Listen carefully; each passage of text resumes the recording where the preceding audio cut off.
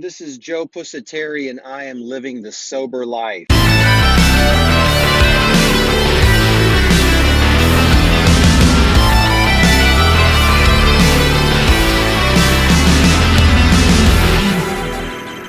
Have you ever wondered, probably not, but I'm going to pretend like you have, what the second step of 12-step recovery is all about? So, a reminder, the first step of recovery is came to believe that we were powerless over alcohol, drugs, whatever behavior to which you have become addicted, and that our lives had become unmanageable.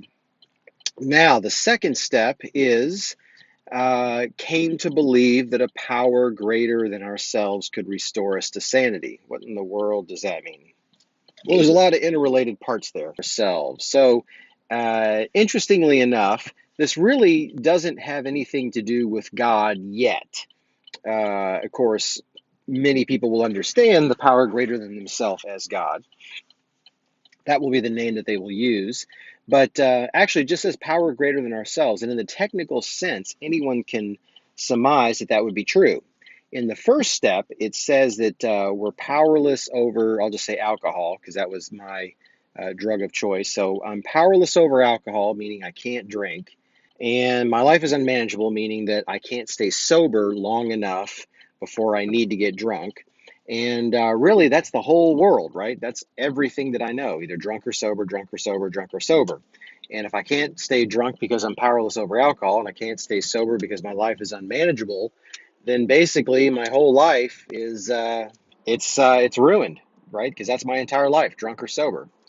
And that is a situation in which, in the first step, I realize that I can't do it. I need to surrender whatever it is that I'm doing in life because the way I'm living life is just not working. Step two is really just an extension of the first step. It says that a power greater than ourselves can restore us to sanity. Well, let's just put aside being restored to sanity for a second and just say that if something's going to get better, then it has to be a power greater than me that does it. That's just logical. That's just an extension of the first step. Because if you think about it, a power equal to me cannot keep me sober, right? Or cannot put me in recovery because I am a power equal to me. And as I realized in the first step, I can't do it. So I can't do it. Somebody with the exact same amount of power as me cannot do it. Therefore, and of course, it makes no sense that a power lesser than me could pull this off. So if I'm going to get better, if I'm going to be restored to sanity, then obviously it's got to be a power greater than me. And that's without even mentioning God at this point. Being restored to sanity.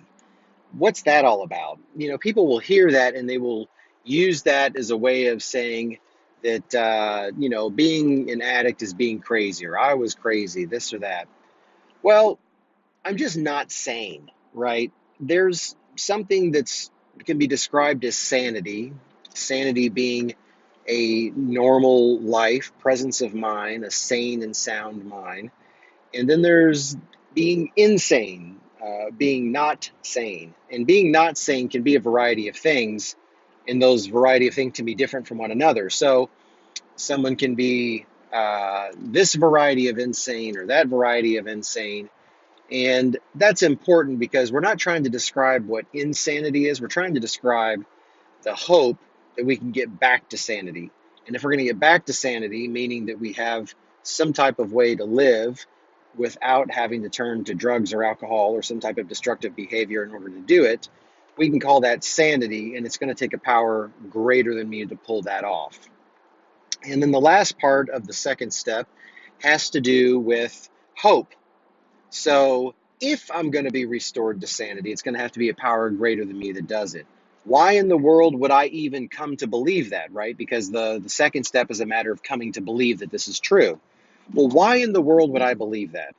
Well, the way that I came to believe that a power greater than me could restore me to sanity was that I had seen enough other people who won my confidence. And what I mean by won my confidence is that they demonstrated sufficiently that they had been where I have been, thought the way I thought, felt the way I felt, done the same things that I had done, they had been where I have been, and they seem to be restored to sanity. And if something can happen for them to be restored to sanity, then maybe, just maybe, it can happen for me too. Now, why that's important is because that is to be distinguished from something else. And that something else is the idea that somebody who has not been where I've been can convince me of this. So, doctors, pastors, parents, spouses, siblings, friends, counselors, all kinds of people who wish us well and love us may come to us and tell us that we need to get our stuff together and try to encourage us and tell us exactly what to do. And here's the thing, even if they tell us exactly the right thing to do. So I'm an alcoholic. Someone comes to me and they say, Joe, you need to quit drinking. Okay, that's actually true. And the way that you need to quit drinking is you got to do X, Y, and Z. And even if they're right, even if they give me the right direction and right instruction, I am likely to not do it. And the reason that I'm likely to not do it is because I have a disease that lives in my mind called alcoholism, addiction. And this disease that lives in my mind, or at least manifests itself in my thinking, distorts my perception. And it distorts my perception to the degree that it leads me to believe that I'm different than everyone else, that my case is hopeless, that I'm different, that there's something wrong with me, there's something broken with me. And of course, I would believe that because I exhibit behavior that is not sane. I decide I'm going to do something and then I don't do it. I swear in the heads of my kids I'm never going to drink again, and then I drink. I make promises that I absolutely mean, and I have no capacity to fulfill them. I feel like I'm insane.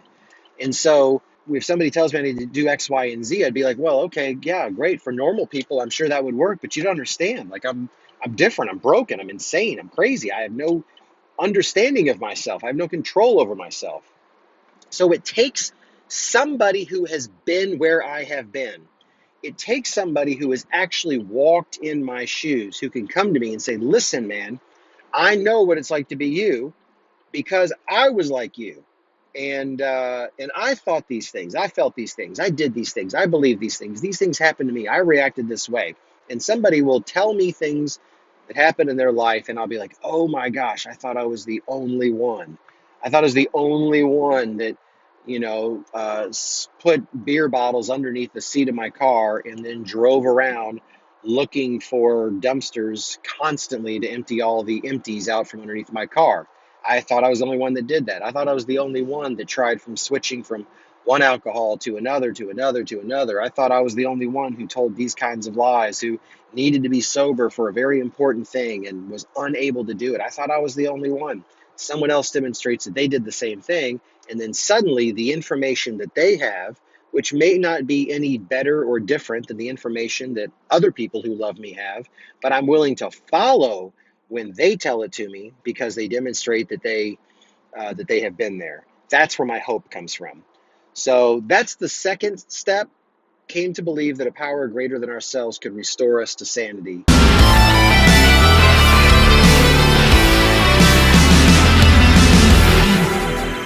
And it is an absolute blessing. All right, thank you.